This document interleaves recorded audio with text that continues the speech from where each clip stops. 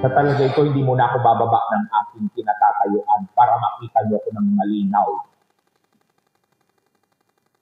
Ano ba ang laman ng social media, mass media, at lahat ng mga balita sa paligid natin ngayon?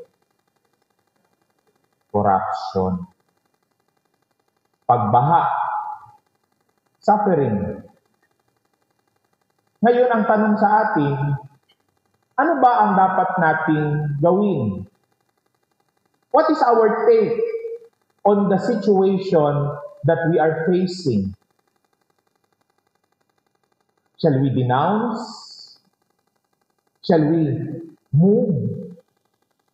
Ano ang dapat nating gawin?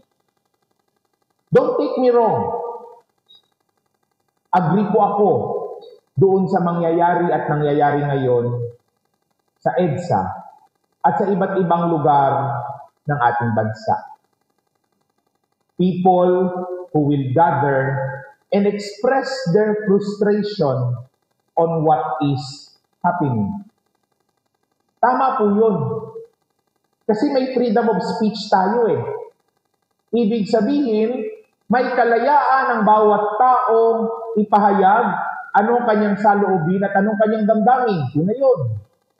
Pangalawa, sapagkat ang nilustay, ang kinurakot, sabi nga, ay mga perang pinaghirapan natin.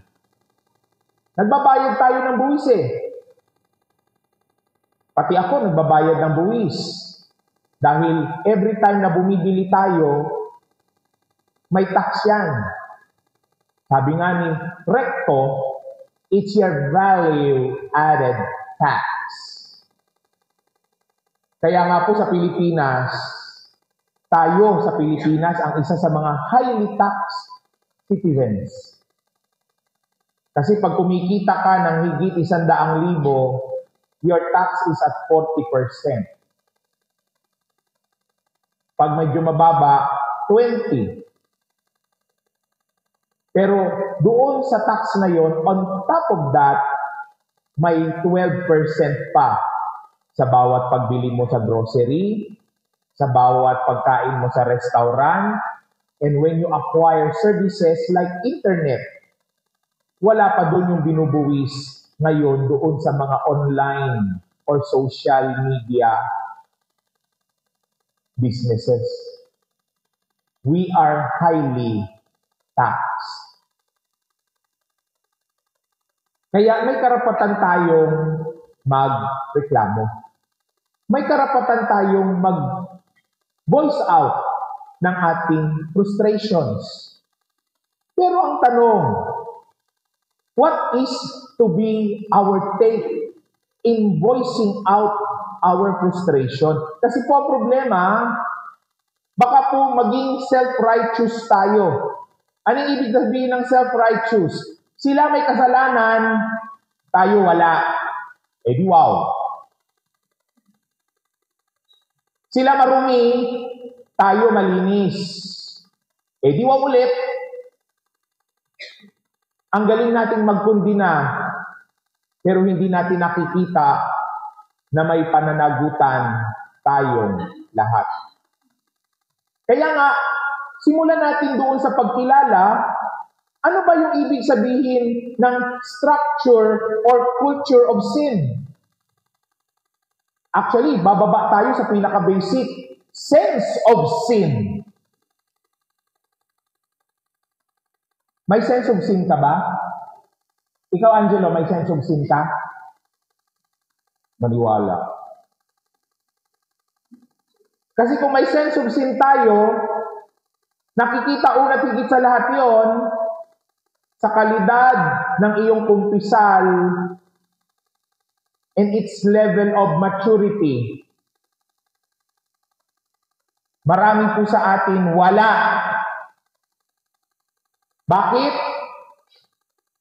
Ikakasal na lang, ang kinukumpisal pa ay sumagot po ako sa nanay ko, nangupit po ako ng pera. Kasalanan ng grade 3 pa siya. Hindi kasalanan na nagtalik na kayo bago kayo ikasal?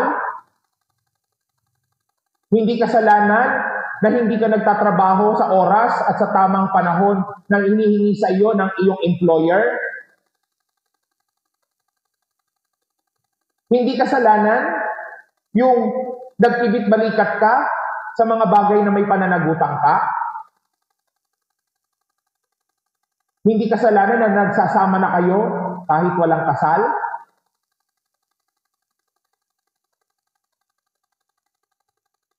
Mahina ang sense of sin. Kaya pumasok yung tinatawag na structure and culture of sin. Ano po yung ibig sabihin ng structure and culture of sin? Yung pagkakasala at yung pamamaraan ng kasalanan ay nakapaloob na sa pamamaraan ng buhay ng bawat Pilipino. Kaya walang exempted. Simula sa akin, hanggang kay sister, hanggang sa tao sa labas ng simbahan, we are all accountable. Because we are all in that situation of structure of sin. At anong masakit doon sa structure of sin? We are orienting the next generation into it.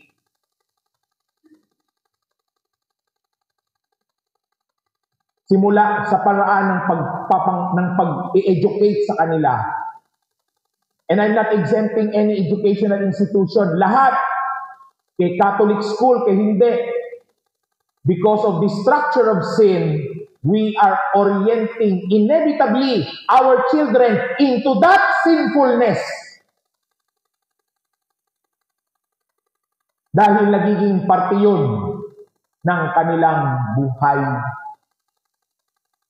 Kaya kung gusto natin i-uproot yung pagkakasala, we begin from the most basic.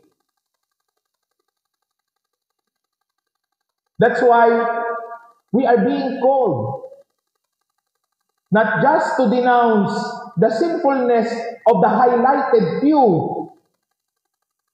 but we are called, tinatawag tayong talikuran at baguhin yung pagkakasala simula sa pinakaugat.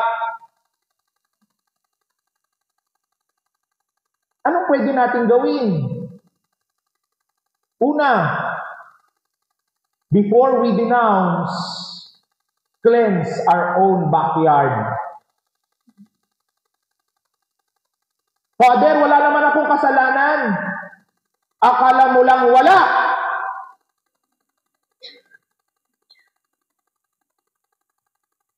Simula sa bata, paano nagkakaroon ng structure of sin? O kayo,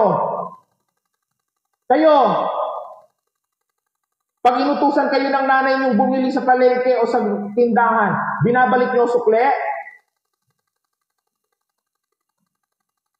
Kapag umuwi kang may dala kang lollipop, imbis na sukle, corruption yun!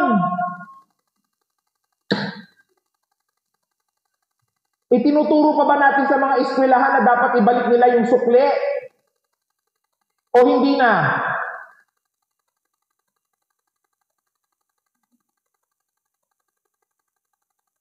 Before we accuse others, we must first cleanse ourselves.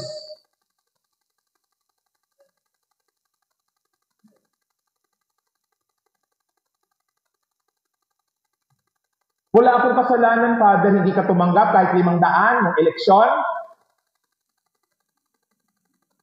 Hindi mo tinanggap yung hotdog na may nakapulong ko na 1,000 doon sa loob ng hotdog. Hindi ka tumanggap ng spaghetti.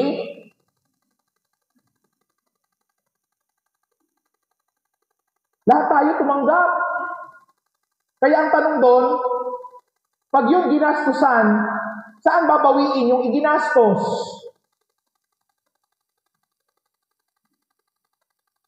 Hindi ka tumanggap ng ayuda, PPP. Social na nga yung ayuda ngayon, naka-ATM na. May cellphone pa yung pinapa-ayuda. Hindi ka nagtupad. Kahit may abroad kang anak, nagtutupad ka.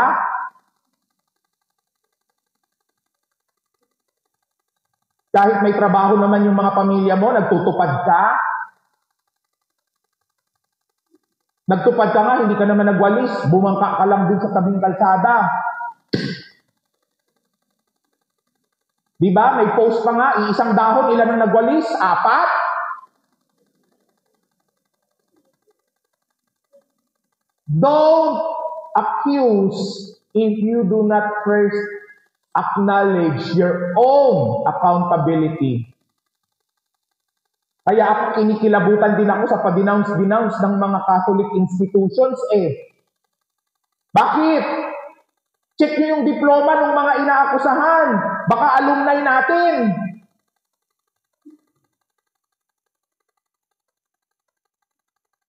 Baka tapos ng UST, tapos ng UP, tapos ng Ateneo, tapos ng Lasal. Baka may alumni din ng St. Williams. Before we denounce them, check because they learned their values from our institutions.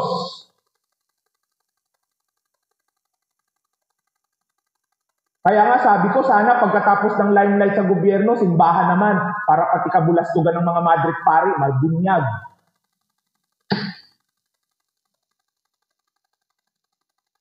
Kasi ang galing nating mag-accuse. Pero hindi natin nakikita yung sarili nating pananagutan.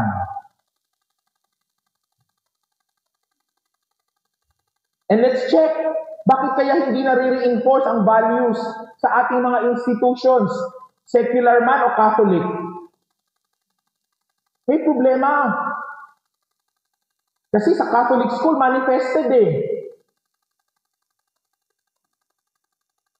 Papasok po ng hapon, magro-rosary.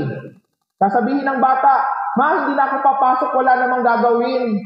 Bakit? Ano bang gagawin? Magro-rosary? O sige, huwag ka naman pumasok, wala naman palang gagawin. Hindi gawain ang pagro-rosaryo?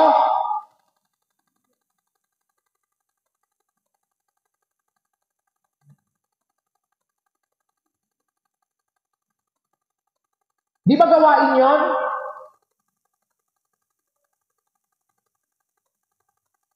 Nangyayari din sa mga secular institute. Madam, sa hiramila lang namin sa Pilipino yung values ed period mo. Bakit? Hindi ba kasama sa ang values ed sa itinuturo sa bata?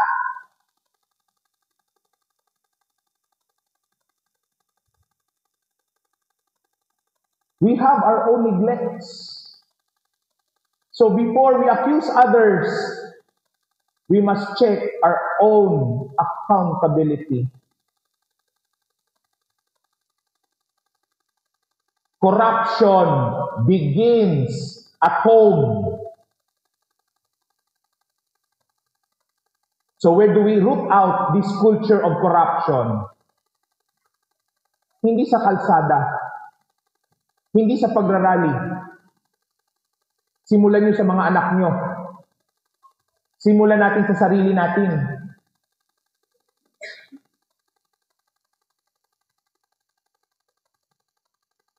We must begin the practice of justice and accountability in our own homes.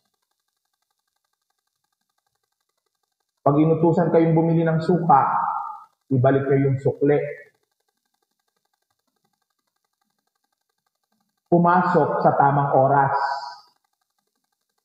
Para makapasok sa tamang oras, gumising ng maaga.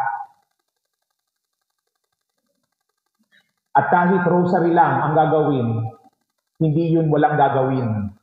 May gagawin.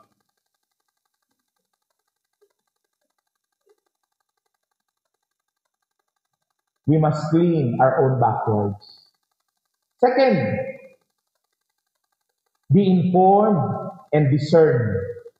Ang problema po kasi ng marami sa atin, kung ano man yung nakikita natin ngayon sa mass media, sa social media, we take it hook, line, and sinker. Marami pong trolls. Marami pong fake news. Kaya hindi po dapat click lang ng click. And when we say inform ourselves, hanapin natin saan tayo makakakuha ng tamang impormasyon. Kasi hindi pwedeng gumawa ng desisyon nang hindi tama ang laman ng iyong puso at ng iyong isip. Baka tayo ay malansik o baka naman tayo sumasayaw din sa tugtog na hindi natin nauunawaan saan patungo. May mga sumisigaw daw, o pag-resignin natin yung nakaupo. Anong implikasyon kapag inalis natin yung pinuno na wala naman tayong ipapalit? Or better yet, siguro dapat nating simulang ayusin paano tayo pumipili ng mga mamumuno sa atin. Ang problema kasi marami sa atin, pag sinabing pipili ng mamumuno, kalahi ko.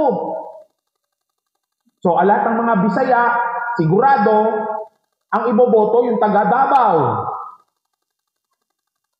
Yung lahat ng mga Bicolano, ang iboboto yung taga Bicol.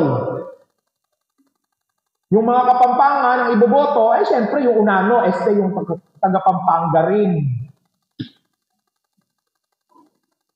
O kayong mga Ilocano, ilan pa sa inyo ang loyalista hanggang ngayon?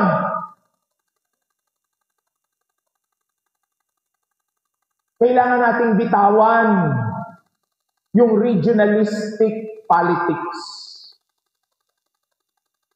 And we discern who will bring this country to its golden destiny. Isipin ninyo, nakikipag-away tayo sa gera na hindi naman atin. Yung gulo sa West Philippine Sea, kanino yan? No! Hindi gulo ng Pilipinas yan, gulo ng Amerika at China yan. Because they're competing who will be dominant in that waterway, because that waterway is a way of economics. Who dominates that waterway dominates the market. Diyan po dumadaan ang mga barko papunta sa destinasyon ng kalakal.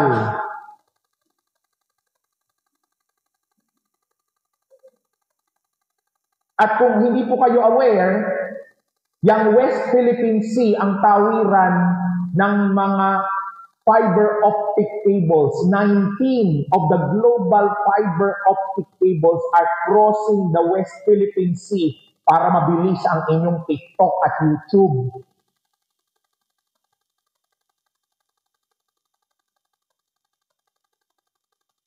Pero, anong say ng Pilipinas?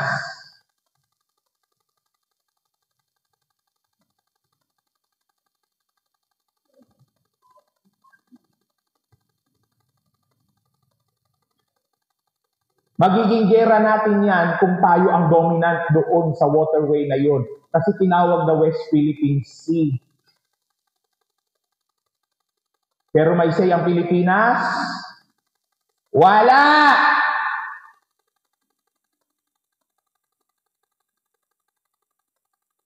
Dahil bago pa man natin madominahan na ibenta na sa mga investors at kapitalista. Masakit ang katotohanan, ano? Now, I tell you, were we informed of that? Naniniwala lang tayo na laban natin ng West Philippine Sea, pero nadadamay lang tayo just like World War II.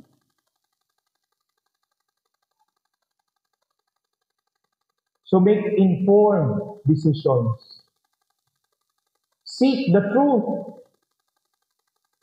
Paano mo isisik ang truth? Look through history and the present events.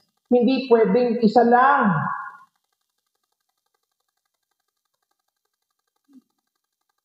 Because history is not just an obsolete event in the past.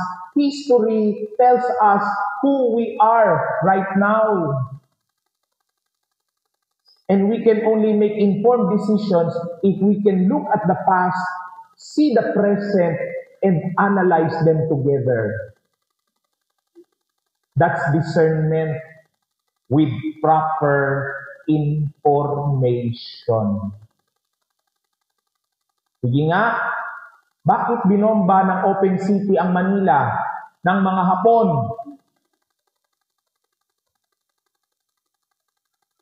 Because the American forces are there. World War II is not a war against the Philippines. It's a war we fight for the US of A. Kaya pansinin niyo, nung una ayaw tayong pakawalan. Let's have a commonwealth. Pero pagkatapos ng World War II, devastated ang buong Pilipinas. It's beyond their funds to rebuild us. Oh, you're very brave monkeys. We now give you your independence. Para wala na silang pananagutan sa nasira sa Pilipinas. That's why up to now, the Philippines is a wounded culture.